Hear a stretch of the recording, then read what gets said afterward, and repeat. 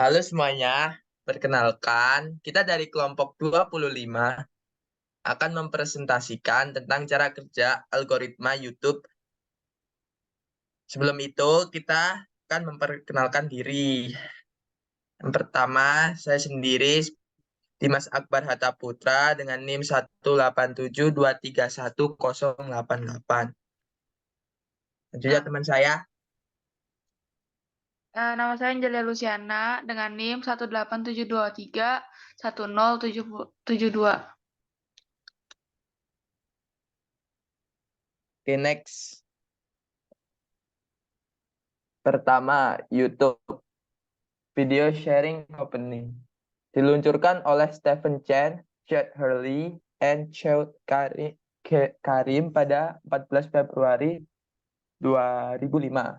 YouTube adalah salah satu platform video sharing online dan sosial media pada bulan Oktober 2006, yaitu YouTube dibeli oleh Google.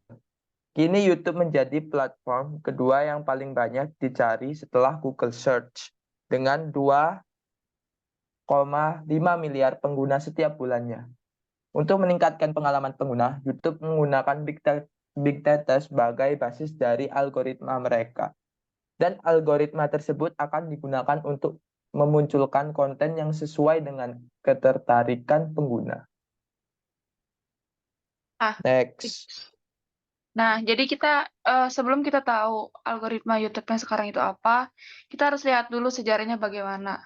Nah, YouTube itu kan dibuat pada tahun 2005. Jadi, selama tahun 2005 sampai 2011, algoritmanya itu YouTube merekomendasikan video yang paling banyak diklik oleh pengguna. Jadi, pokoknya semakin semakin banyak penontonnya, semakin sering diklik, itu maka videonya akan semakin direkomendasikan. Makanya jadi video yang udah ramai jadi makin ramai gitu, yang sepi ya makin sepi.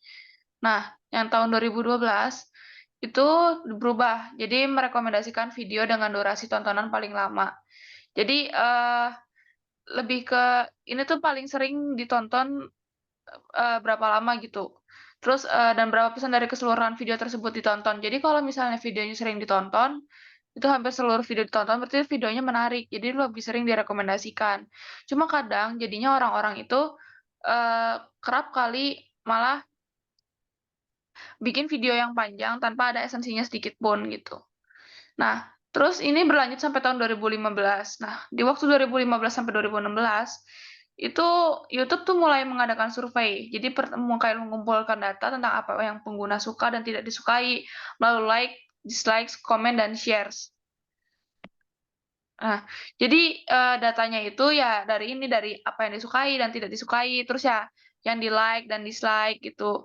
Terus dari search history-nya juga dicari kayak apa sih yang biasanya sering banget dicari, terus dari video-video yang kita tonton terkait dengan search itu nanti akan membentuk algoritmanya sendiri gitu. Jadi makanya feeds yang direkomendasikan oleh kita itu ya tentang video-video yang kita tertarik gitu. Misalnya kayak video-video yang kita search, terus dari video-video terkait itu yang kita tonton gitu. Terus misalnya kita subscribe ke channel apa aja itu juga termasuk. Terus dari tahun 2016 sampai sekarang, YouTube tuh udah mulai mengatur konten yang pantas dan tidak pantas. Karena kan YouTube semakin populer. Nah, jadi tuh banyak juga banyak konten yang tidak pantas dan yang membahayakan gitu. Jadi mereka mulai dimoderasi gitu. Jadi kayak ada laporan atau misalnya tentang mulai memperketat terms of service mereka gitu. Nah, jadi untuk mengurangi penyebaran konten-konten yang bersifat membahayakan.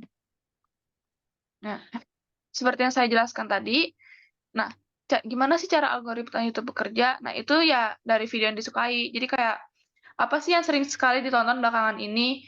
Nah, video yang sering kamu tonton nih, misal kamu sendiri nonton tentang makanan. Nah, jadi kalau misalnya nih kamu nanti bakal muncul tentang resep makanan, terus cara memasak, atau mungkin tentang ulasan makanan gitu. Itu akan lebih sering muncul di beranda kamu gitu. Terus misalnya nih, hal yang ditonton, topik atau channel yang di-subscribe akan membuat video yang muncul berkaitan dengan topik atau channel tersebut. Nah, misal kamu subscribe ke channel, misalnya nih, kamu cek ke subscribe channel live stream. Nah, kalau kamu subscribe ke channel live stream, terus misalnya live stream-nya bahas game misal. Nah, jadi itu nanti akan muncul, live streamer lain yang bahas game yang sama gitu. Atau mungkin misalnya muncul live streamer yang sering collab dengan, channel yang kamu suka. Nah, gitu. Terus yang ketiga, video yang ditonton bersama. Nah, jadi tuh kadang kalau kalian nonton, pernah nggak sih ngelihat kalau misalnya ada, eee, viewers of this channel also watch this penonton dari channel ini juga menonton. Nah ya itu itu adalah algoritmanya YouTube gitu. Jadi kalau misalnya penonton video A itu juga nonton video B, ya video B juga muncul di beranda pengguna yang nonton video A gitu. Nah, YouTube menentukan algoritmanya itu dengan 4 cara gitu. Relevansi. Jadi pokoknya YouTube tuh berusaha buat lihat apakah judul, gambar, isi, dan deskripsi videonya tuh udah sesuai dengan konten sebenarnya gitu, konten yang penggunanya cari gitu. Apakah judulnya sesuai, clickbait apa enggak gitu. Nah terus, dari engagement, YouTube melihat berapa lama video tersebut ditonton, berapa persen orang yang menonton, like, komen, jumlah penonton, dan berapa banyak video tersebut dibagikan. Nah, sama aja kayak, yang emang yang sekarang dipakai atau dari 2015, itu tuh dilihat dari ya misalnya kayak apakah ditonton semuanya, terus misalnya kayak like, komen, jumlahnya itu berapa, itu, eee, dilihat gitu. Kalau untuk berapa lama videonya ditonton atau jumlah kliknya itu tuh termasuk algoritma yang tidak terlalu terlihat gitu. Nah, kalau yang kayak like, komen, dan subscribe itu adalah data yang emang jelas, yang eksplisit. Nah, kan nggak mungkin semua orang tuh ngelihat like atau komen, nggak mungkin kan paling ada cuma yang nonton doang gitu terus lewat. Nah, itu tuh makanya butuh data penunjang kayak, berapa lama video tersebut ditonton, terus berapa persen orang yang menonton juga. Gitu. Terus, kualitas, YouTube melihat apakah channel tersebut dapat dipercaya dalam memberikan konten yang berkaitan dengan topik yang channel tersebut diberikan. Jadi ya ini balik lagi ke yang relevansi, apakah ini clickbait atau bukan, terus misalnya apakah sumber-sumbernya terpercaya, apakah sudah sesuai dengan tema yang ada, tuh. Terus yang terakhir, riwayat pengguna. Nah, riwayat topik yang dicari atau video yang telah ditonton memengaruhi video yang direkomendasikan oleh YouTube kepada pengguna. Misal kalian sering nonton tentang review kasus gitu kan, misalnya kasus, dokumenter tuh. Nah, kan itu di riwayat kalian tuh kalian nonton dokumenter. Nanti untuk selanjutnya bisa jadi yang muncul adalah eee, muncul tentang channel yang sama atau misalnya topik yang sama gitu. Nah, sekarang ini ada fitur-fitur cara kerja algoritma YouTube yang akan dijelaskan oleh teman saya. Fitur-fitur cara kerja algoritma YouTube. Penelusuran. YouTube akan mempertimbangkan seberapa cocok judul, deskripsi, dan konten kamu dengan query setiap pengguna.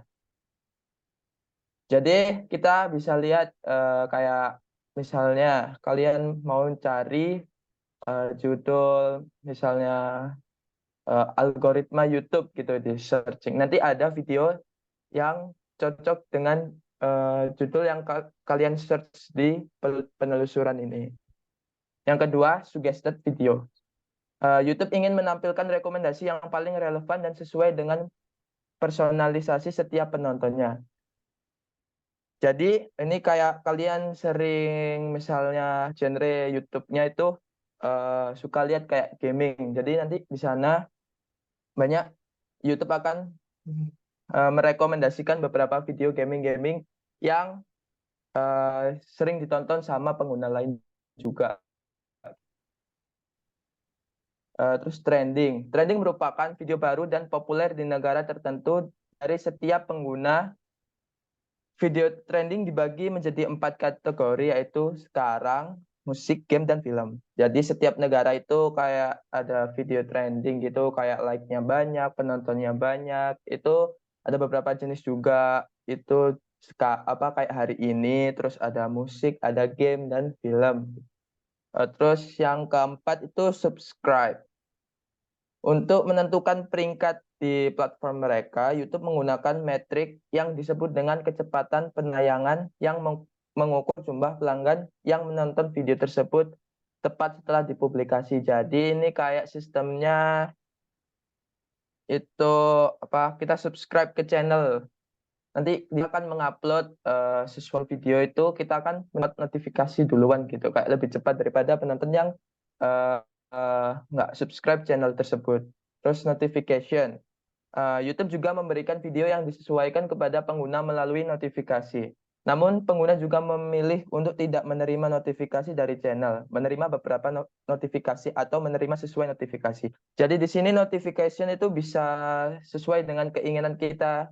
Contohnya kayak subscribe channel nih, terus ada notifikasi. Nanti notifikasinya itu bisa kalian nyalakan atau matikan. Bisa juga ada yang dia ngupload video itu, kita notifikasinya khusus buat video doang, nggak bisa kayak ngupload foto-foto gitu. Nah, next. Jadi ini adalah daftar pustaka kita, bisa dilihat. Dan sekian dari presentasi kami. Terima kasih telah menonton. Kalau ada pertanyaan, boleh tanyakan di komentar ya.